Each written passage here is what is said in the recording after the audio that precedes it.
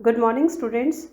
अव्यय या अभिकारी शब्दों के भाग 1 में हमने क्रिया विशेषण व संबंध बोधक शब्दों से संबंधित जानकारी प्राप्त की थी। तो आइए आज हम अव्यय या अभिकारी शब्दों के भाग 2 में समुच्चय बोधक शब्द, विस्मयादि बोधक शब्द व निपात से संबंधित जानकारी प्राप्त करते हैं। समुच्चय बोधक या योजक शब्द। बच्चों, जो अभिकारी शब्द वाक्य के पदों को, उपवाक्यों को या वाक्यों को आपस में जोड़ते हैं वे समुच्चय बोधक या योजक कहलाते हैं। जैसे और, क्योंकि, ताकि, किंतु, परंतु ऐसे अव्यय शब्द हैं जो दो पदों को या उपवाक्यों को या वाक्यों को आपस में जोड़ते हैं। आइए उदाहरण के माध्यम से इसे समझने का प्रयास करते हैं। पहला उदाहरण देखिए, रमेश और राधा ने कविता सुनाई। अब यहाँ पर कविता सुनाने वाले दो व्यक्ति हैं, रमेश और राधा। तो इन दो शब्दों को किसके माध्यम से जोड़ा गया है? और के माध्यम से। तो यहाँ पे और जो शब्द है वो एक समुच्चय बोधक शब्द है। इसी प्रकार अगला उदाहरण देखिए, मैं घर जाना चाहता हूँ क्योंकि मुझे वहाँ किसी से मिलना है। अब यहाँ पर दो वाक्य हैं, मैं घर जाना चाहता हूँ, मुझे वहाँ किसी से मिलना है। अब इन दोनों वाक्यों को क्योंकि शब्द से जोड़ा गया है। अगला उदाहरण देखिए, हमें जल्दी सो जाना चाहिए, हम सुबह जल्दी उठ सके। अब यहाँ पर एक वाक्य को दूसरे उपवाक्य से जोड़ा गया है कि हमें जल्दी सो जाना चाहिए, और किससे जोड़ा है? ताकि से, ताकि हम सुबह जल्दी उठ सके।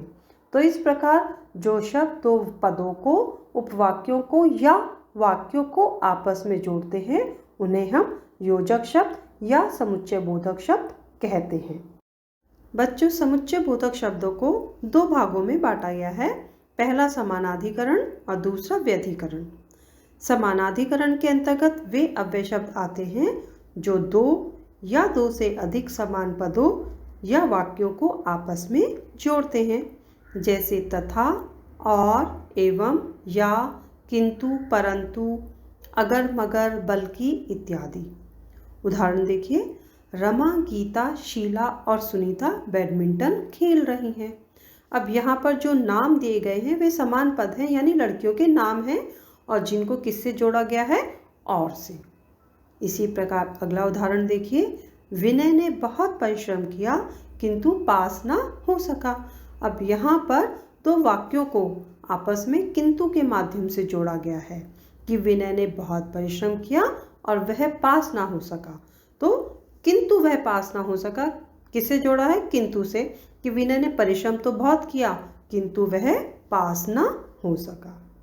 इसी प्रकार व्यधिकरण समुच्चय बोधक वे शब्द होते हैं जो मिश्रित वाक्यों में आश्रित या गौण उपवाक्यों को जोड़ने वाले होते हैं।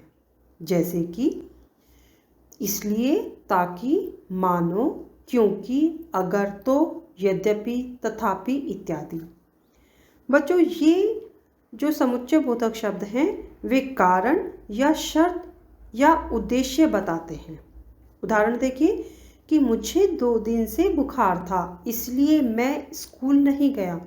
अब यहाँ पर स्कूल न जाने का कारण बताया है और उसे किससे जोड़ा है? इसलिए से, कि मुझे 2 दिन से बुखार था इसलिए मैं स्कूल नहीं गया। अगला उदाहरण देखिए, यदि वर्षा हुई तो फसल भी अच्छी होगी। अब यहाँ पर शर्त बताई गई है कि यदि वर्षा हुई तो फसल भी अच्छी होगी।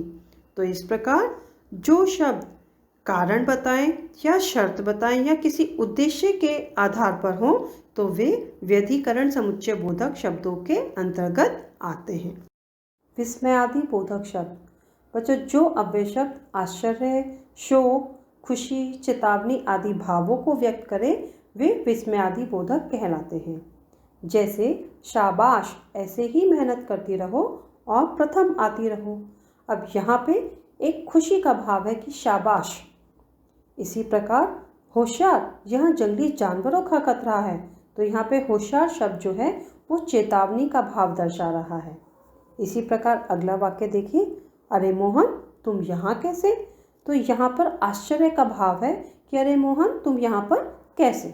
तो ऐसे बहुत से शब्द हैं जो हमारे भावों को दर्शाते हैं, जैसे कि अरे क्या, ये शब्द जो हैं वो आश्चर्य या विस्मय का भाव दर्शाते हैं, या हाय, उफ, ये शोक और पीड़ा को दर्शाते हैं। इसी प्रकार छी शब्द जो है वो घृणा का भाव दर्शा रहा है, या हटो बच्चों, ये चेतावनी को दर्शाने वाला शब्द है, या जीते रहो, चिरंजीवी हो, तो आशीर्वाद का भाव है यहाँ पर, और ठीक, हाँ या अच्छा स्वीकृति का भाव दर्शा रहा है। तो जो शब्द हमारे मन के भावों को दर्शाए वे विस्मयादि बोधक शब्दों के अंतर्गत आते हैं। बच्चों, अविकारी शब्दों का आखिरी भेद है निपात।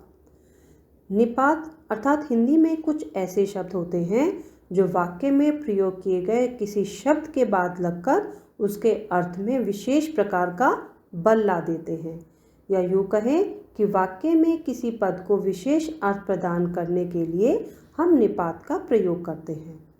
निपात का कोई स्वतंत्र अर्थ नहीं होता, बल्कि इनका प्रयोग केवल बल देने के लिए किया जाता है, जैसे कि केवल, तो, ही, मात्र, भर इत्यादि।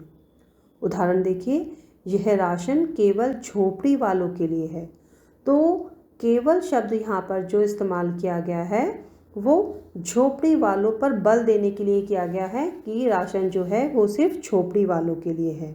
इसी प्रकार मैंने एक बार उसे देखा भर था, तो अब यहाँ पर भर जो है कि मैंने एक बार उसे देखा भर था कि सिर्फ एक बार ही देखा था।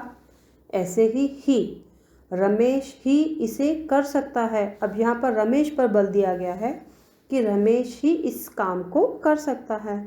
इसी प्रकार तो पहलवान 20 रोटियां तो खा ही लेगा, अब यहाँ पर 20 रोटियों पर बल दिया गया है कि पहलवान है तो 20 रोटियां तो खा ही लेगा। तो बच्चों, इस प्रकार हमने बहुत से अव्यय या अविकारी शब्दों को जाना। अब इन्हें पढ़कर अभ्यास करने का प्रयास कीजिएगा।